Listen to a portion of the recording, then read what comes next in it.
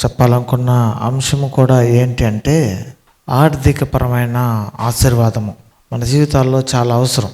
ఆర్థికపరమైన ఆశీర్వాదం అది ఈ రోజుల్లో ప్రజలందరికీ అవసరం, చాలా అవసరం.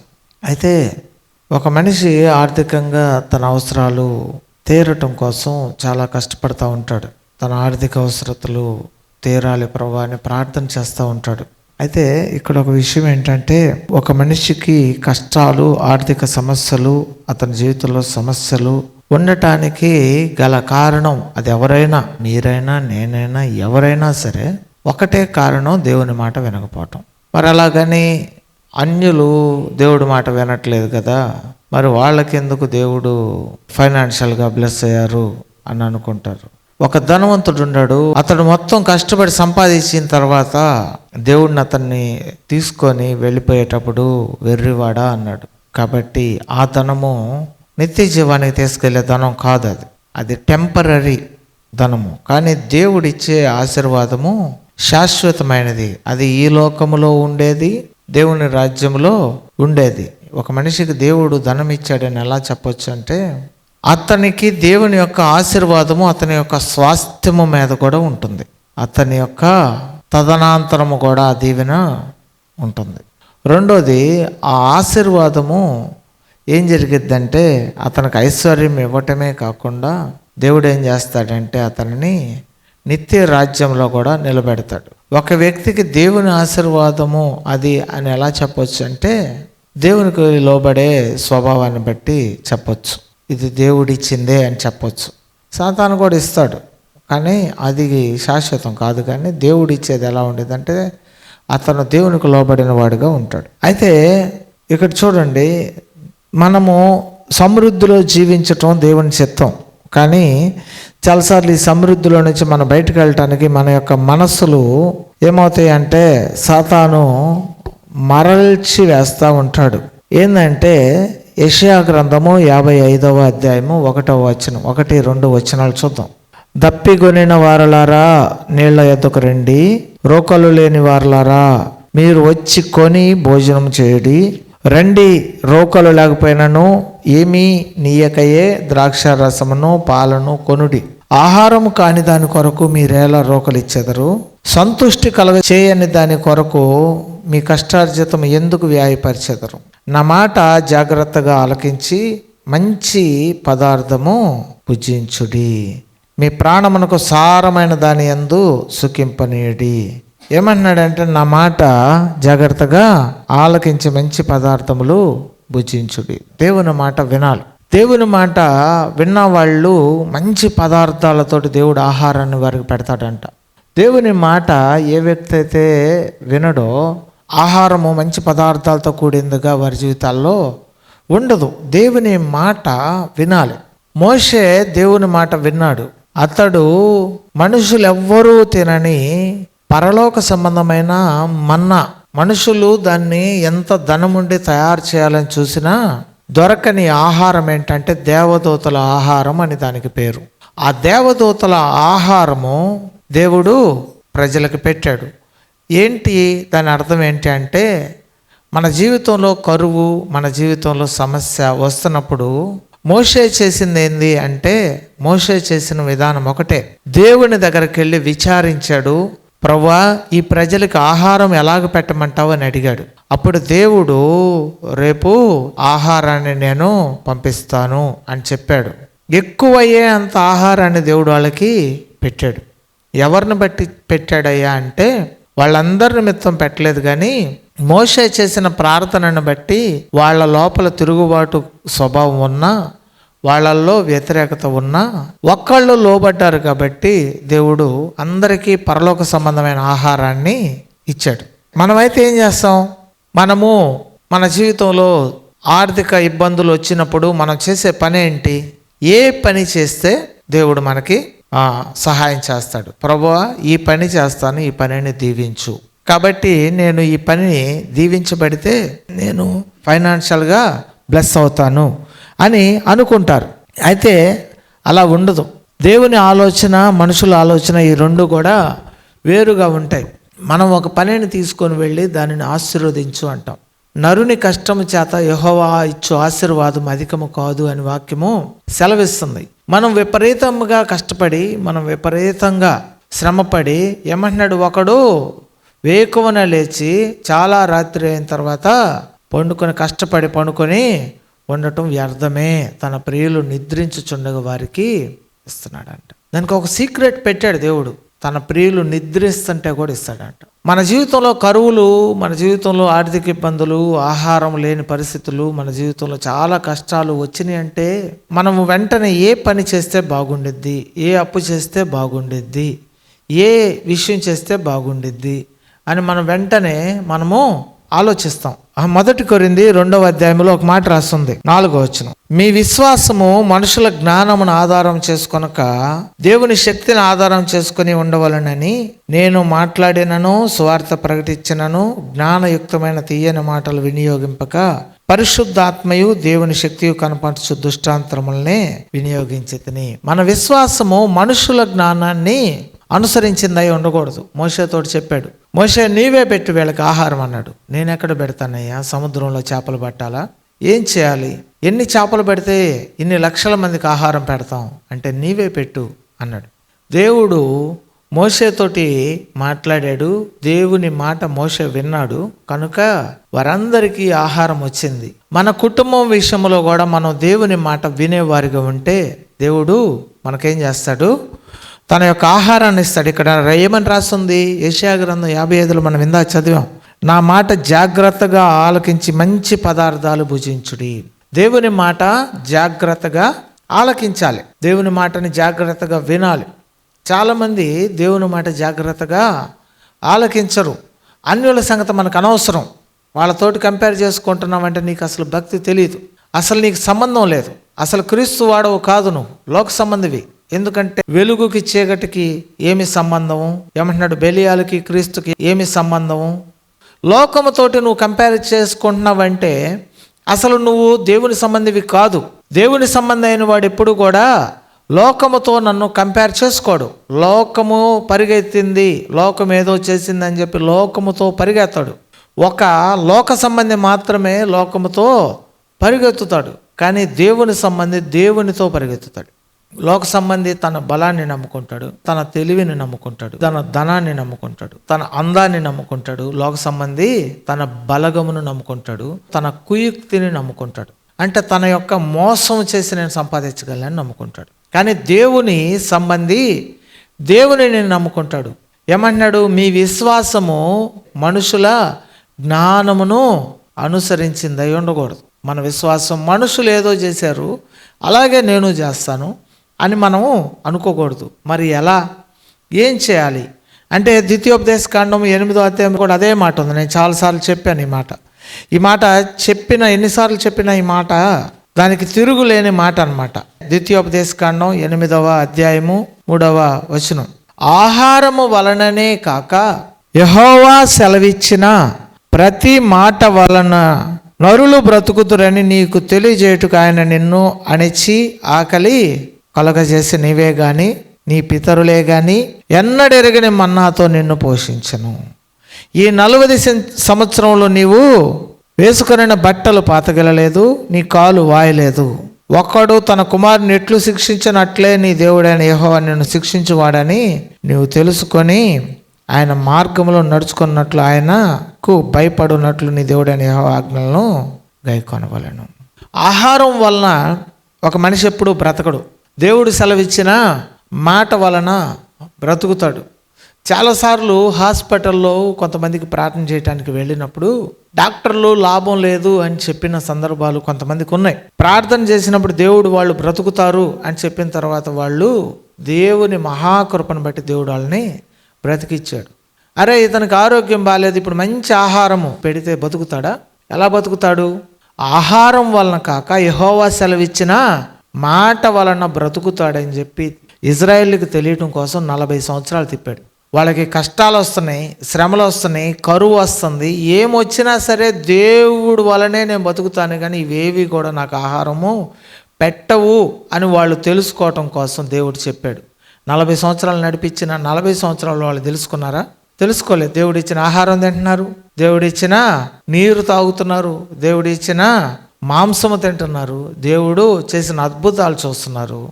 వాళ్ళ కాళ్ళు వాయలేదు, వారి వస్త్రాలు పాతకెళ్ళలేదు, అయినా కానీ వాళ్ళకి అర్థం కాలేదు. ఈ రోజుల్లో కూడా జనాలకి అర్థం కాదు, దేవుడు మనల్ని కాపాడుతున్నాడని అర్థం కాదు, ఇంకా పాకులాడుతూ ఉంటారు. బైబిల్లో ఏమని రాసిందంటే, చాలామంది శోధించబడటానికి గల కారణం ఏంటంటే దురాశ గర్భము ధరించి పాపము కనును. బైబిల్లో యేసుప్రభు వారు చెబుతున్నాడు, మీ తండ్రి దురాశలు మీరు నెరవేర్చగోరుచున్నారు కనుక మీరు మీ తండ్రి సంబంధులు. ఎందుకంటే దురాశలు ఎలా ఉంటాయి అంటే, మనం ఏ రోజుకి ఆ రోజు బ్రతకటానికి మనకు ఒక సోర్స్ కావాలి కదా అన్న, మనకి ఏదన్నా జీవించటానికి కావాలి కదా. దేవుడే అంటే ఆహారం పెడతాడా అంటే దేవుడే పెడతాడు. దేవుడే అంటే ఆహారం పెడతాడా అంటారు. దేవుడే ఆహారం పెడతాడు, ఇంకెవరు కూడా ఆహారము పెట్టరు. అందుకే దావీదు భక్తుడు అంటాడు, మనుషులను నమ్ముట కంటే రాజులను నమ్ముట కంటే యెహోవాను ఆశ్రయించుట ఎంతో మేలు. మనమైతే ఎవరిని నమ్ముతాం? ఒకరోజు నేను సేవకు వచ్చిన తొలి దినాల్లో నాకు అసలు బాగా ఆర్థిక ఇబ్బందులు ఉండేవి, అసలు తినటానికి కూడా లేని పరిస్థితి. అయితే నేను పెయింట్ పనికి కూడా వెళ్ళాను, గ్రానైట్లో లోడింగ్ ఎత్తేయటానికి కూడా వెళ్ళాను. అయితే నేనేమనుకున్నానంటే, ఆ లోడులు ఎత్తిన తర్వాత నాకు ఆ డబ్బులు వస్తే వారంలో 2 రోజులు పని చేసుకొని మిగతా రోజులు సేవ చేసుకోవచ్చు అని అనుకున్నాను. కానీ అలా అనుకొని నేను వెళ్ళిన తర్వాత నా మనసంతా కూడా వాటితోటే నిండిపోయింది. దేవుడు అయితే నన్ను సేవకు పిలిచాడు, కానీ నేను సేవకు వచ్చినప్పుడు నాకు ఎలా దేవుడు మాట వినాలో తెలియదు. అయితే దేవుడు నాతో ఒక మాట చెప్పాడు, ఒక వ్యక్తి నీకు ఒక 1000 రూపాయలు ఇవ్వాలంటే ఉదయం నుంచి సాయంత్రం వరకు అక్కడ పని చేయాలా చేయకూడదా? 1000 రూపాయలు డబ్బులు ఇవ్వాలంటే ఆ మనిషి దగ్గర ఏం చేయాలి? పని చేస్తేనే ఎవరైనా డబ్బులు ఇస్తారు. మరి దేవుడు నాతో అన్నాడు, నేను దేవుని సేవకు వచ్చాను, నీవు నా సేవ చేయాలనుకుంటున్నావు కానీ నా మీద నమ్మకం లేదు నీకు అని దేవుడు నాతోటి మాట్లాడాడు. ఉదయం నుంచి ఒకళ్ళ దగ్గర పనిచేస్తే మనకు డబ్బులు వస్తాయని నమ్మకం ఉంటుంది, కానీ ఉదయం నుంచి సాయంత్రం దాకా ప్రార్థన చేస్తే దేవుడు డబ్బులు ఇస్తాడన్న నమ్మకం ఉండిద్దా? మనమందరం విశ్వాసులమే, మనమందరము క్రిస్టియన్సే, మనమందరము భక్తి పరులమే, కానీ ఏముండదు? విశ్వాసం ఉండదు. దేవుడు నాకు సాయం చేస్తాడన్న విశ్వాసము ఉండదు. కానీ నీవు నాకు సహాయం చేయగలిగిన వాడు అని మనము దేవుని యొద్దకు వచ్చేటప్పుడు మనం ఏం చేయాలంటే, ఆయన యొద్దకు వచ్చేవాడు ఆయన ఉన్నాడనియు అడుగు వానికి ఫలము దయచేవాడనియు నమ్మవలెను కదా. నేను ఒక ప్రార్థన అంతకుముందు శుక్రవారం ప్రార్థన చేసి, నా ప్రార్థన నువ్వు వింటావంటానికి గుర్తు, ఏ రోజు కూడా అడుగు పెట్టని వారు ఈ మందిరంలోకి రేపు ఆదివారం అడుగు పెట్టాలి, నాకు తెలిసిన వాళ్ళు ఉండకూడదు అని ప్రార్థన చేసి, ఇదే నాకు నువ్వు గుర్తుగా ఇవ్వాలి అని ప్రార్థన చేస్తే, లాస్ట్ సండే ప్రేయర్ అయిపోయిన తర్వాత కొంతమంది వచ్చారు, గమనించారు ప్రార్థన చేయించుకోవడానికి. నీవు ఊహించని విధమైన జీవితంలో దేవుడు నీకు అద్భుతం చేస్తాడు. నీవు దేవుణ్ణి ఊహించలేనంతగా నమ్మాలి. ఎలా నమ్మాలి? దేవునిని నువ్వు, ఆయన ఉన్నాడు, నా ప్రార్థన వింటాడు, నాకు జవాబిస్తాడు, ఈరోజు నేను దేవుని పాదాలు పట్టుకుంటే నా పరిస్థితులు మారుస్తాడు అని అనుకోవాలి. నేను సేవకు వచ్చిన మొదటి రోజులలో నా ప్రార్థనలో నా సమస్యలు చెబుతుంటే, సమస్యలు చెప్పటానికే 2 గంటలు 3 గంటలు పట్టింది. నేను అనుకున్నా, చెప్పటానికే 2 గంటలు ప్రార్థన పట్టింది, తీర్చడానికి దేవుడికి ఎన్ని రోజులు పట్టిద్దో అనుకున్నా. పిల్లల ఫీజులు, ఆరోగ్యము, సొంత ఇళ్ళు, లేకపోతే సొంత చర్చి, మైక్ సిస్టము, సౌండ్ సిస్టము, సంఘస్థులు, ఏమంటారు, అవునా కదా, అనేకమైన ప్రార్థన అంశాలు ఉండవా? కానీ దేవుడు నీ ఊహించని విధమైన జవాబు నీకు ఇస్తాడు. నీ ప్రార్థనలో ఏముండాలంటే విశ్వాసం ఉండాలి. మనుషుల జ్ఞానముతో నువ్వు ఉంటే నీవు లోక సంబంధివి, దేవుని సంబంధివి కాదు నువ్వు అనుకుంటున్నావు. నిన్ను నీవు మభ్య పెట్టుకుంటున్నావు. నిన్ను నువ్వు ఏం చేస్తున్నావంటే, కొంతమంది దేవుని మీద నుంచి తమ మనసును తొలగించుకునే వాళ్ళు ఉంటారు. ఎందుకు తొలగించుకుంటారంటే, వారు దేవుని యొక్క అద్భుత కార్యాలు చూసి కూడా ఆయనని నమ్మరు. చాలామంది ఏమంటారంటే నమ్మాను అంటారు, నేను నమ్మాను, నమ్మకంగా ఉన్నాను అంటారు. విశ్వాసం అనేది ఒక చాలా పెద్ద టాపిక్. నమ్మకం అంటే ఏమనుకుంటున్నారు? నమ్మాను అనుకోవటం అంటే. విశ్వాసం ఎప్పుడు వచ్చిందో తెలుసా? దేవునితో డీప్ కనెక్షన్లో వచ్చింది. విడదీయలేని బంధము దేవునితో నీకు ఉండాలి. అంతేగాని నేను నమ్మాను, దేవుడే చేస్తాడనే నమ్మకం ఉంది, మీ పెదవులు నాకు దగ్గరగా ఉన్నాయి కానీ మీ హృదయం దూరంగా, అట్లాంటి వాళ్ళకి ఏం జరగదు. ఎవరికి జరిగిద్ది? నీవు దేవునితోటి ఎలా ఉంటావంట? ఎడదీయని బంధము నీకు ఏర్పాటు చేసుకుంటావు. ఎప్పుడు దేవుని ఆత్మచేతను నింపబడి దేవుని మాటలు వింటావు, దేవుడు నీతో మాట్లాడే మాటలు వింటావు. ఇక్కడ ఏమని రాస్తుందంటే, యెహోవా సెలవిచ్చిన ప్రతి మాట వలన నరులు బ్రతుకుతారు. అది మనం తెలుసుకోవాలి. మనమైతే ఏమనుకుంటామంటే, మన ఆర్థిక పరిస్థితుల్లో ప్రభువా ఈ సమస్యను నేను ఎలా దాటాలి అని అనుకుంటాం. దేవుడు నీకు ఆలోచన చెప్తాడు. వాక్యం సెలవిస్తుంది, నేను నీకు ఆలోచన చెప్పేదను, నీవు నడవలసిన మార్గము నేను నీకు బోధించాను. నీకు ఒక ఆలోచన, చక్కని ఆలోచన చెబుతాడు దేవుడు. దావీదుకు ఒక ఆలోచన చెప్పాడు, ఒక చిన్న రాయి తీసుకో, ఒక 5 రాళ్ళు తీసుకో అని చెప్పి, ఎక్కడ గ్యాప్ లేదు శత్రువుకి. కానీ దేవుడు ఒక చక్కని ఆలోచన చెప్పాడు, చిన్న రాయి తీసుకోమన్నాడు. అలాగే నీ జీవితంలో కూడా దేవుడు ఒక చక్కని ఆలోచన చెబుతాడు. ఆలోచన నీ జీవితంలో దేవుడు విడుదలగా వాడతాడు. మనం కష్టాలు పడటానికి దేవుని మాట వినలేకపోవటం, దేవుని యందు విశ్వాసం ఉంచలేకపోవటం అని మనం మాట్లాడుకున్నాం. అయితే ఇప్పుడు మన జీవితంలో ఒక ఆశీర్వాదం రావాలంటే ఏం చేయాలి అనే మాట గురించి మనం మాట్లాడుకుందాం. లోకాసు వార్త 15వ అధ్యాయం 11వ వచనం చూద్దాం. ఒక మనుషునికి 2 కుమారులు ఉండారంట. మీకు స్టోరీ తెలుసు. ఆ మనుషునికి 2 కుమారులు ఉంటే, చిన్న కుమారుడు నా ఆస్తి నాకు ఇచ్చేయమన్నాడు. చిన్న కుమారుడే ఎందుకు ఇచ్చేయమన్నాడు? చిన్న కుమారుడు అంటే గారాభం ఎక్కువ చేస్తే రేపు ఏం చేస్తాడు? బెత్తము వాడని వాడు తన తండ్రికి విరోధి అవుతాడు. బైబిల్లో రాస్తుంది, నీవు బెత్తము వాడి బిడ్డను కొడితే అంటే వాడు పాతాళం వెళ్లకుండా బతుకుతాడంట. నరకానికి వెళ్ళడాడు. చాలామంది ఏం చేస్తారు? వీళ్ళే పంపిస్తారు నరకానికి టికెట్లు అని. అట్లా చేయకూడదు. ఏం చేయాలంటే బెత్తం వాడితే వాడి ఆత్మ నరకానికి వెళ్ళకుండా, పాతాళానికి వెళ్ళకుండా కాపాడిన వాడివి అవుతావని వాక్యం సెలవిస్తుంది. అయితే 2 కుమారులు ఉన్నారు. చిన్న కుమారుడు తండ్రి దగ్గరకు వచ్చి, నా ఆస్తిలో సగభాగము నాకు ఇవ్వన్నాడు. తండ్రి ఆస్తిలో సగభాగం తీసుకొని వెళ్ళిపోయాడు. అతని ఆస్తి కాదు అది, కానీ తండ్రి ఆస్తి అది. తన తండ్రికి ఏమన్నా, నీ తర్వాత వచ్చే ఆస్తి నాకు ఇప్పుడే ఇచ్చేసేయమన్నాడు. ఆస్తి తీసుకొని వెళ్ళాడు. దుర్వ్యాపారం చేశాడు. వేశ్యలతోటి, తాగుడుతోటి, తిరుగుడుతోటి, జోదముతోటి ఆ ధనమంతా ఖర్చు పెట్టేశాడు. అతను చివరికి అతని దగ్గర ఉన్న ధనమంతా అయిపోయిన తర్వాత ఒక పందులు తిను పొట్టు దగ్గరకు వచ్చి దానితోటైనా తన కడుపు నింపుకుందాం అనుకున్నాడంట. అటువంటి స్థితి ఎందుకు వచ్చింది ఒకసారి చెప్పండి? అంత ఘోరమైన దుస్థితి ఎందుకు వచ్చింది? ఎందుకు అట్లాంటి దుస్థితి వచ్చింది?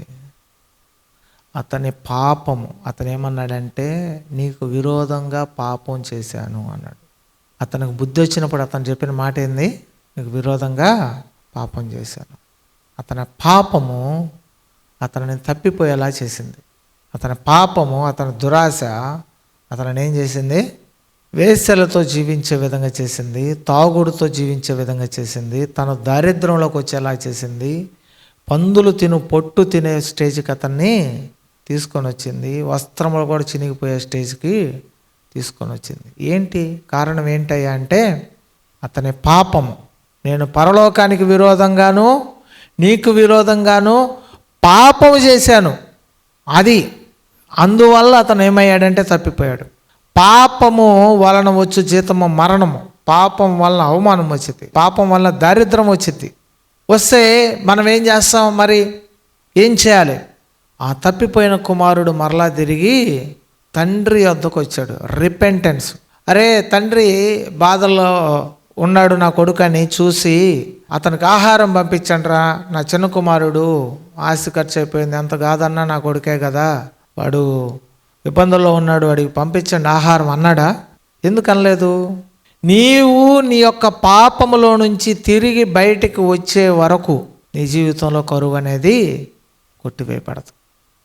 నీ జీవితంలో దేవుడు వద్దన్న పని నువ్వు చేస్తున్నా, నువ్వు వదిలేసి మరలా దేవుని వైపు తిరిగే వరకు నీ జీవితంలో కరువు పోదు. ఇది వద్దు అని దేవుడు నీతో చెప్పింది ఏం చేయాలంట, నువ్వు చేసేసి ఉంటావు కొన్ని, కానీ ఆ విషయంలో పశ్చాత్తాపడి దేవుని దగ్గర నువ్వు మరలా తిరిగి దేవుని వద్దకు రావాలి. పాపము ఏం చేసిద్దంటే నిన్ను దారి తప్పిపోయేలా చేసిద్ది. పట్టుకుంది అతనిని పాపం, పొట్టు కూడా తినలేని పరిస్థితుల్లోకి వెళ్ళిపోయాడు అతను. ఏమన్నాడు, అది కూడా వానికి దొరకలేదంట, ఆ పందుల పొట్టు కూడా వానికి దొరకలేదు. ఎంత దారుణమైన పరిస్థితి, ఘోరం కదా. ఆకలైనోడికి ఆ పొట్టు కూడా దొరకలేదంటే ఎంత ఘోరం. మా ఇంట్లో వాళ్ళు సరిగా లేరు అని చాలామంది అంటారు. వాళ్ళు బాగుంటే మా జీవితం ఎలాగా ఉండదు అంటారు. అనరా? ఏమంటారు? వాళ్ళు సరిగా ఉంటే మా జీవితంలో ఈ కష్టాలు రావు. యేసేపు పొతీఫర్ ఇంట్లో ఉంటే యేసేపు పొతీఫర్ ఇంటిని దేవుడు దీవిచ్చాడు. దొంగ మాటలు చెప్పొద్దు మీరు, బ్లేమ్ చేయటం అన్నమాట. మన దగ్గర భక్తి లేకపోగా, మన దగ్గర విశ్వాసం లేకపోగా, మనం దేవునికి ఇష్టమైన జీవితం లేకపోగా ఎవరో ఒకళ్ళ మీద నెట్టేస్తాం, ఒప్పుకోమన్నమాట. నా దగ్గర సరైన భక్తి లేదని ఒప్పుకోం. ఇప్పుడు ఆ ఉగ్రత వస్తున్నప్పుడు సొదొమ గొమొర్రా పట్టణంలో లోతు మీద కూడా ఉగ్రత రావాలి, కానీ అబ్రహామును బట్టి దేవుడు కాపాడాడా లేదా? కాపాడాడా? మరి మా ఇంట్లో వాళ్ళు అలా అండి, మా ఇంట్లో వాళ్ళు ఇలా అండి, వాళ్ళు చెప్పే రీజన్స్, మరి ప్రార్థన కూడా మమ్మల్ని చేయొద్దని చెప్పొద్దండి అని మేము కూడా చెబితే ఏమవుతుంది? మీరు తప్పించుకున్నారు, మేము కూడా తప్పించుకోవాలా? అంతే కదా. అలాంటి వాళ్ళందరూ వచ్చి ప్రార్థన చేయండి అంటే ఏం ప్రార్థన చేయగలుగుతాం? ఏమంటున్నారు? నీవు నడుము కట్టుకొని నీ ఇంటి కోసం నువ్వు నిలబడాలి. దేవుడు యేసేపుకు తోడుగా ఉన్నాడు కనుక అతడు వర్ధిల్లుచూ ఉండెను. మనము వర్ధిల్లే వారిగా ఉండాలి. ఎలాగ మారాలి? మనమందరము క్రీస్తు వలె మారాలి. మనకు మనం భక్తి పరులనే ఒక ముసుగు వేసుకొని మనము కుటుంబంలో వెలుగు లేని జీవితంలోకి వెళ్ళిపోయాం. ఏమంటున్నాడు? ఆలకించుడి నా మాట, ఆలకించిన ఎడల భూమి యొక్క మంచి పదార్థములు మీరు భుజించెదరు. మంచి పదార్థాలను దేవుడు ఇస్తాడు. ఆహారం వల్లనే కాక యెహోవా సెలవిచ్చిన ప్రతి మాట వలన నరులు బ్రతుకుతారు. ఇజ్రాయేల్ అందరూ తిరుగుబాటు చేసేవాళ్లే, కానీ మోషేని చూసి దేవుడు ఆహారం పెట్టాడు. ఇజ్రాయేల్ని చూసి కాదు. ఎవరిని చూసి పెట్టాడు? మోషేని చూసి పెట్టాడు. అంతేనా కాదా? మనము ఏ ప్రాంతంలో ఉన్నా ఇంకొకరికి ఆశీర్వాదకరంగా ఉండాలి. మనం ఎక్కడున్నా ఎలా ఉండాలి? ఆశీర్వాదకరంగా ఉండాలి. కాబట్టి మనము ఏం చేయాలంట? ప్రార్థన చేసుకొని దేవుని మాట వినాలి. ఎక్కడెక్కడ నువ్వు తప్పిపోయావో, ఎక్కడెక్కడ తొలగిపోయావో, ఎక్కడెక్కడ త్రోవ తప్పిపోయావో వాటన్నిటి విషయాలలో పశ్చాత్తాపడాలి. ఆ తప్పిపోయిన కుమారుడు మరలా తిరిగి వచ్చిన తర్వాత వస్తూనే తండ్రి అతను ఏం చేశాడు? ఒక ఉంగరం పెట్టాడు, అతనికి మంచి వస్త్రాలు ఇచ్చాడు, చెప్పులు ఇచ్చాడు, కొవ్విన దూడను వధించి విందు చేశాడు. అప్పుడు దాకా పొట్టు కూడా లేదు, కానీ ఇప్పుడు ఏంటంట? కొవ్విన దూడతోటి విందు ఉంది. మనము పాపములో నుంచి, మన పాపపు జీవితంలో నుంచి, మనం తప్పిపోయిన జీవితంలో నుంచి మనం మరలా తిరిగి వెనక్కి వస్తే నువ్వు ఆశీర్వదించబడతావు. ఆ చెడు మార్గమును నువ్వు నీ హృదయంలో నుంచి వదిలేసేయాలి. ఈ జీవితం వల్ల నేను పందుల పొట్టు తినే స్టేజ్కి వచ్చాను. ఈ అపవిత్రమైన జీవితం వలన, ఈ అపవిత్రత వలన, తిరుగుబాటు స్వభావం వలన దేవుని మందిరానికి ఏమంటున్నారు? కుటుంబానికి వ్యతిరేకంగా జీవించే ఈ యొక్క స్వభావం వల్ల నేను పందుల పొట్టు తినే పరిస్థితికి వచ్చాను అని చెప్పి మనం ఏం చేయాలంట? ఆశీర్వాదకరంగా ఉండాలి. యేసేపు కరువు వాళ్ళ అన్నోళ్ళందరికి వచ్చింది. కరువు రాకేం చేసిద్దయ్యా? వాళ్ళందరూ మంచోళ్ళు కాదు అనుకున్నాడా? యేసేపు కరువులు అందరికీ ఆహారం పెట్టాడు. మనల దమ్ములు మంచోళ్ళు కాదు, వాళ్ళు మంచోళ్ళు కాదు, వీళ్ళు మంచోళ్ళు కాదు అని చెప్పాడా? మనమైతే ఏం చెబుతాం? వాళ్ళు మంచోళ్ళు కాదు, వీళ్ళు మంచోళ్ళు కాదు. లేకపోతే మనకి నా భక్తికి ఎప్పుడో దేవుడు జవాబు ఇచ్చేవాడు, కానీ వాళ్ళ వల్ల అడ్డం పడ్డాడు, వాళ్ళని చూసి దేవుడు వెనక్కి వెళ్ళాడు అన్నారా? చెప్పండి, అది నిజమా? అది ఒక మోసం. సాతాను యొక్క మోసంలో నువ్వు ఉన్నావు, బయటికి రావాలి. నువ్వు దేవుని ముందు నిలబడి ప్రార్థన చేయాలి. వాళ్ళ వల్ల నేను ఎలా అయ్యాను, మా భర్త ఇలా సరిగా లేడు, మా భార్య సరిగా లేదు, మా పిల్లలు సరిగా లేరు, మరి నువ్వు ఎలా ఉన్నావు? నీవు సరిగా ఉంటే నిన్ను బట్టైన దేవుడు నీ కుటుంబాన్ని రక్షిస్తాడు. అవునా కదా? కొర్నేలి ఇంటి వారందరినీ దేవుడు రక్షించిన విధానం ఏంటంటే కొర్నేలిని బట్టి అతని ఇంటి వారందరినీ రక్షించాడు. చెరసాల్లో వేసి కొట్టినోడు చెరసాల అధికారి పౌలు యొక్క భక్తిని బట్టి అతను రక్షించబడ్డాడు. నువ్వు ఎటువంటి క్రూరమైన వ్యక్తుల మధ్యలో నువ్వు ఉన్నా నీ లోపల భక్తి ఉంటే ఆ పరిస్థితులు మారతాయా? మారతాయి. మనము మన విశ్వాసము మనుషుల జ్ఞానమును అనుసరించిందై ఉండకూడదు. మనుషుల జ్ఞానం అందరు చెప్పిన మాటలు విని అయ్యే మాటలు మనం కూడా నేర్చుకున్నారు. ఈ రోజుల్లో పురుషులు స్త్రీలు అందరు చెప్పిన మాటలు, దేవుని మాట వినేవాళ్ళు లేరు, పక్కన వాళ్ళు చెప్పే మాటలు వినేవాళ్ళే ఉన్నారు. ఎప్పుడైతే నువ్వు దేవుని మాటలు వింటావో దేవుడు నీ జీవితంలో మేలు చేస్తాడు. దేవుడి వాక్య భాగాన్ని దీవించునుగాక.